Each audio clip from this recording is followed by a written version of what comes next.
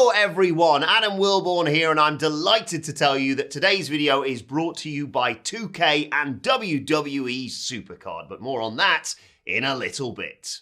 You know it, I know it, wrestlers know it, finishers aren't what they once were. Even the term finish is a little silly these days, as 9 times out of 10 in a match you have to use at least 4 of them to actually win. Should be known as a potential winner, but who knows. The plus side of all this is that sports entertainers have been forced to go out of their way to come up with ideas to still shock the audience with such moves, and this is what we shall touch upon today. Because I am Simon from What Culture, please do hit that subscribe button, it's free, and this is the 10 most shocking kickouts in WWE history. Number 10, Randy Orton at Backlash 2004. After being away for 4 years, Mick Foley returned to wrestling. This started with a tag match against Evolution at WrestleMania 20 where he teamed with The Rock, but due to some unhappiness on Foley's end with his performance, he wanted to go again. Cue Randy Orton. Going down at Backlash 2004, Mick brought back his Cactus Jack character, and he also wound back the years. This was the most violent and aggressive we had seen the former Mankind in ages, and to see Orton batter himself to this degree too left many fans stunned. They didn't think he had it in him. This is why when he was thrown into a pile of thumbtacks and then hit with Cactus's trademark double-arm DDT, it actually felt like Foley was going to win. It helped that the IC title was on the line, as it seemed like we were going for a proper feel-good moment, and then at 2.999, Randy kicked out. It could not have gone better. The noise of the crowd let you know they'd smashed it, and minutes later Orton had basically murdered Mick and retained his title. The atmosphere of this was just so spot on though, and it was a huge part in turning Orton into a legitimate star. Number 9, Steve Austin at WrestleMania 19. No one knew that Stone Cold Steve Austin was retiring at WrestleMania 19. This still seems crazy now given how much success he had. I mean, who else would break these kind of records and then sneak out the back door when they were done? This was the decision he made though, and given his rivalry with The Rock, what better way to do this than finally have the Great One get a victory over the Rattlesnake in their third encounter at the Show of Shows. Many would say it was these two that took the idea of the near fall after a finish and ran it into the ground, but in reality both these guys knew what they were doing and when to pull the trigger, hence why all their matches were so good. On this night, not only were they doing this with their own moves too, but they were also stealing each other's finish and kicking out of those as well. It was ridiculously brilliant. The best of these was courtesy of Austin, who not only escaped 2 rock bottoms but also the People's Elbow, and on every occasion the crowd lost their minds. They had no idea how this was going to end until a 3rd rock bottom sent Steve off into the sunset. This really was pretty special. Number 8, CM Punk at WrestleMania 29. Fair play to everybody involved in this. When it first emerged that CM Punk would be facing The Undertaker, few thought the voice of the voiceless even had a chance of breaking the streak, but by the time we got to the match itself, enough had been done to make you think that maybe, just maybe, he could do it. That is some booking. It was a tough watch at times as it involved the real-life death of Taker's longtime manager Paul Bearer, but with Heyman in Punk's corner there was enough here to suspend your disbelief. And that's all wrestling is. Such hopes were crushed when the dead man hit the tombstone in MetLife Stadium, however, as nobody believed WWE would ever allow Punk to kick out of this. So when he did, wonderful. The whole arena erupted in shock and awe, and while it wouldn't lead to CM Punk breaking the legendary run, it did, for a few minutes, make you think otherwise. Such a good match this. Some would say it probably should have been the main event. Number 7, John Cena at New Year's Revolution 2006. Edge had a pretty good 2005. Spending the year convincing the audience he was a top guy, he had great feuds with Shawn Michaels, Kane, as well as a work shoot with Matt Hardy, and by the end of it, people were starting to, ironically, buy in. What really helped was that he also had the Money in the Bank briefcase. And while nobody really knew what that meant in 2006, it was quickly established when he popped up at New Year's Revolution and told us he was going to cash in on John Cena. This was crazy as Cena had already retained his WWE title after an Elimination Chamber bout, so it really did feel unfair. And even despite all that, there was still this thought in the air that the Rated R superstar wouldn't actually become the WWE champion. This seems so out of nowhere. As we know, it was going to take place and etch itself into history, but the best part was when Edge smashed Cena with a spear and Big Match John kicked out. That made the whole ordeal even more nuts, as now nobody knew what was going to happen and the fans reacted in kind.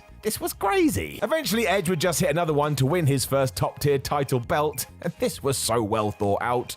Bravo to all involved. Right, now earlier I told you that today's video is brought to you in partnership with 2K and WWE Supercard, as they are launching their biggest season ever. Can you smell what they're cooking? Well, no, you can't. It's digital, it's a screen.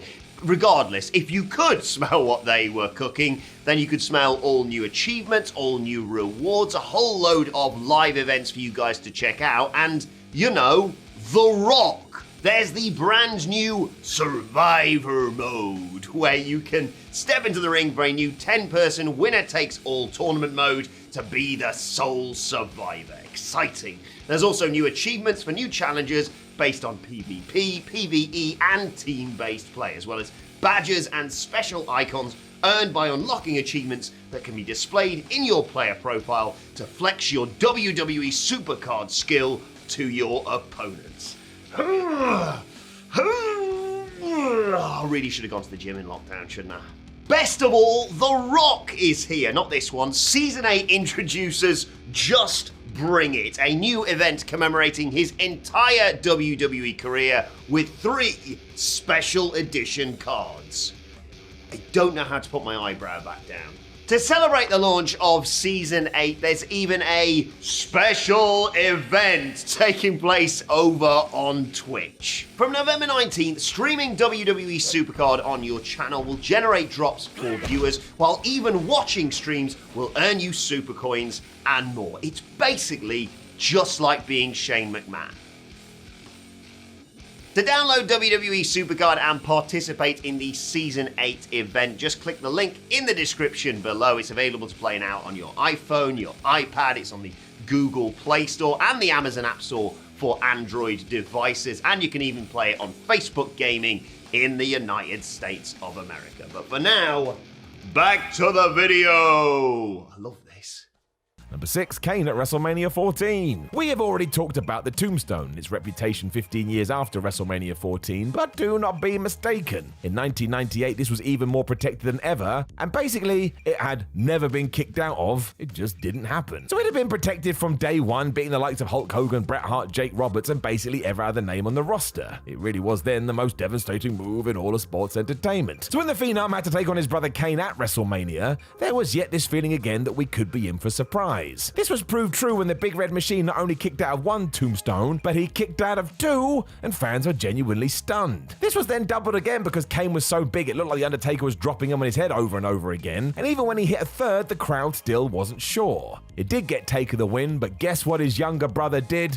That's right, got his shoulder up at 3.1 seconds. This was the smallest of all wins then, and did a great job in ensuring the feud could continue, and honestly, all the smoke and mirrors here was truly terrific. Number 5, Mankind at the King of the Ring 98. I mean, where do we even start? If Mankind had been beaten after being thrown off the Hell in a Cell, we would have understood. If Mankind had been beaten after being thrown through the Hell in a Cell, we would have understood. We can keep this up for the whole match too. How Mick Foley kept getting up, I will never know. Even 23 years on, I don't think anybody has taken this much of a kicking under the WWE banner, and it is still as shocking today as it was then. There's a reason fans show it to the non-believers as proof of how nuts wrestling can be, because yeah, it's nuts. Eventually it was the tombstone that mercifully finished this, but again, Mankind didn't lose. He left this as one of the most respected performers in the history of the business. And before, Brock Lesnar at WrestleMania 19. When the giant known as Brock Lesnar started to climb the ropes at WrestleMania 19, everybody stopped and went, oh, what the flub is he doing? If somehow you don't know, Lesnar is a huge man and doesn't need to do flippy shib, and yet here he was trying to win the WWE title from Kurt Angle, and the decision was made. It was a mistake. It was quite ironic as Brock had actually hit a shooting star press countless times before this, but after a grueling main event against an Olympic gold medalist and the usual Lesnar sweat, the Beast did indeed go for this flip, and he landed right on his head. It was so bad some people actually thought he was dead, and doctors afterwards said if it wasn't for his massive neck, it would have been far worse. This is why everybody assumed Angle was just going to drape an arm over his challenger and retain his belt, so when Brock kicked out, sheesh, nobody could believe it. The pair then scrambled and hit the F5 to draw a line under this, and if you have never seen the footage of Lesnar backstage after this, go and find it. That is all you need to see. Number 3, The Rock at WrestleMania 18. We have already talked about the tombstone. Well, double that for Hulk Hogan's leg drop of doom. Aside from the fact that Hulkster would go out of his way to ensure he never lost, he would go even further to protect his finish and basically came up with the rule that if he hit it, that's that, he wins. So when we got to WrestleMania 18 and Hogan had become the most popular man in the WWE, we all went, okay, I guess it's time for a nostalgia run. After all, The Rock was being booed, Hulk had kicked out of the rock bottom, and he had started to Hulk up. We all know the routine. It culminated in the giant leg as the crowd roared their approval, and then The Rock kicked out. Jim Ross went crazy on commentary as he shouted about Andre the Giant being beaten by that move, and it did send everybody bonkers. It was the ultimate false finish and made this whole spectacle feel even bigger. What a lovely night this was. Number 2, Shawn Michaels at WrestleMania 25. Most call this the greatest WrestleMania match ever, and you can see why. Shawn Michaels had become obsessed with breaking the Undertaker streak, and as the pair had done countless times before, they took their act in front of the people and they wowed us all. Much like the CM Punk match, no one ever thought anybody was going to kick out of the Tombstone at Mania because it's how Taker had won so many of his bouts. Usually you just built to the dreaded reverse pile driver and that was that. But not tonight. HBK did get his shoulder up at the last second that actually made fans react by gasping, but it was Taker's face that made this even better. He had a look as if he'd just been told his entire life had been a dream and he wasn't actually real. The man was stunned. After another Tombstone, Michaels was done, but again, nobody cared he lost. We all just wanted to watch this again, and even in 2021 it holds up. It is a classic. Number 1, The Undertaker at WrestleMania 28. Well, this ticked all the boxes, didn't it? It involved The Undertaker, Shawn Michaels, and Triple H, who had been joined at the hip for years, and they all put their heads together and said, well, how can we convince everybody that the streak is going to be broken? And boy, howdy did they find the answer. Because by 2012, the real challenge was convincing fans that Taker could lose, even if he was facing the Game in the dreaded Hell in a Cell. Michaels was added as a referee to tie into previous shows, and because he was, of course, Hunter's best friend, we stacked the deck and we kept everything crossed. Even then, I would say the seed of doubt wasn't 100% planted, but then the trio came up with this. The Heartbreak Kid lost his cool with the man he failed against, so cracked him with a super kick, and without skipping a beat, the dead man fed into Triple H's pedigree, and the audience lost it. If it was time to end his run, this was going to be it. The dead man kicks out so late too, I think some people thought this was the end, but in actuality, it was just perfect. To the point, if we had pulled the trigger, I don't think anybody would have been too surprised. It remains a masterclass in how to take the past and insert it into a match. It is so damn good. Know of any other shocking kickouts in WWE history? Make sure you let us know in the comments below, and then don't forget to like the video, share the video, and subscribe. Then head on over to whatculture.com where you can read articles like this. Make sure you follow us on social media. We would appreciate it, and we have a bunch of other videos, and I implore you to watch them all. You can call it my Christmas present. My name is Simon from What Culture. Thank you for listening as always, and I will talk to you very soon.